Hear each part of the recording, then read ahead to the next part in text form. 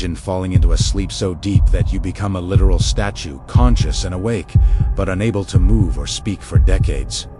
This isn't a horror movie. It was a global reality in the 1920s. This is the terrifying mystery of encephalitis lethargica, the disease that turned millions of people into living ghosts. It is a medical enigma that science still cannot fully explain. Today, we dive into the frozen lives of the victims and the desperate search for a cure that came decades too late. The outbreak began in 1916, right in the middle of World War I. While the world was focused on the trenches, a silent killer was attacking the human brain from within. Victims would start with a simple sore throat, but within hours, they would fall into a state of extreme lethargy. They weren't just tired, they were slipping into a waking coma. Dr. Konstantin von Economo was the first to realize that this wasn't the common flu. He noticed that the patient's brains were physically swelling, specifically in the area that controls sleep and movement. Some victims would die within days, their brains literally cooked by the inflammation. But those who survived faced a fate that many considered much worse than death. They became the living statues. These patients would sit in chairs for years, eyes open and alert, but completely frozen in time and space. Nurses reported that if you placed a glass of water in their hands, they would hold it for hours without moving a single muscle. They were prisoners inside their own bodies. By 1926, the pandemic had claimed nearly 5 million victims worldwide. Then, as quickly as it had arrived, the disease mysteriously vanished from the face of the earth, but the survivors remained frozen. For the next 40 years, thousands of victims lived in hospital wards, ignored by a world that had moved on from the Great Sleep. In the late 1960s, a young neurologist named Oliver Sacks arrived at a hospital in New York. He found a ward filled with these ghosts and decided to try a radical new experiment. He used a new drug called L-Dopa, originally designed for Parkinson's disease. What happened next was nothing short of a medical miracle that shocked the world. One by one, the statues began to wake up. Patients who hadn't moved since the 1920s were suddenly talking, dancing, and laughing in the hospital hallways. It was as if they had been reanimated after 40 years of silence. But the joy was short-lived as the dark reality of their situation began to set in. To the patients, no time had passed. A woman who fell asleep as a teenager woke up to find herself in an elderly body, surrounded by a world she didn't recognize. The psychological trauma was immense. They had missed the Great Depression, World War II, and the moon landing, all in the blink of an eye. Then came the crash. The effects of the L-Dopa drug began to wear off, and the patients started to develop violent tics and uncontrollable movements. One by one, they began to slip back into their frozen states. The miracle had turned into a nightmare as they realized they were going back into the darkness. Forensic pathologists later studied the brains of those who died from the original 1920s outbreak. They found massive scarring in the substantia nigra, the brain's engine for movement. But what actually caused the swelling? For decades, the leading theory was a mutated form of the Spanish flu that specifically targeted the nervous system. However, modern DNA testing on preserved brain samples from 1918 failed to find any trace of the flu virus.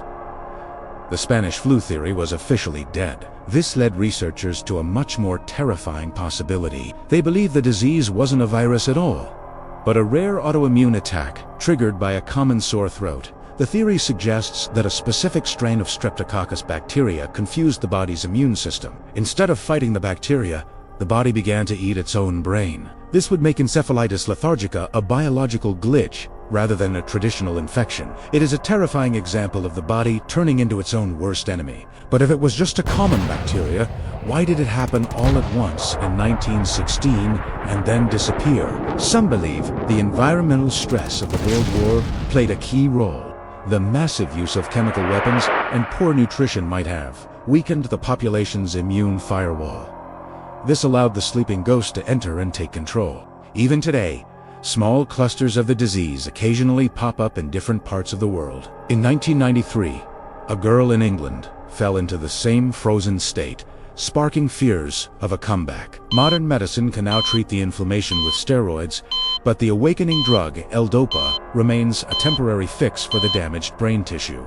The case of the sleeping sickness remains one of the greatest cold cases in medical history. It shows us how fragile the human consciousness truly is. If a simple infection can delete 40 years of your life, are we ever truly safe? Our brains are just one glitch away from total shutdown. Let's look at the survivors' accounts. Those who woke up described their years of silence as being trapped in a limitless void where they could feel everything but react to nothing. They could hear the doctors talking about them, feel the nurses cleaning them, but they couldn't even blink to show they were still there. It is the ultimate form of claustrophobia. The ethics of Oliver Sacks' experiment are still debated today. Was it better to give them a few weeks of life, only to take it away again? Or should they have been left in peace?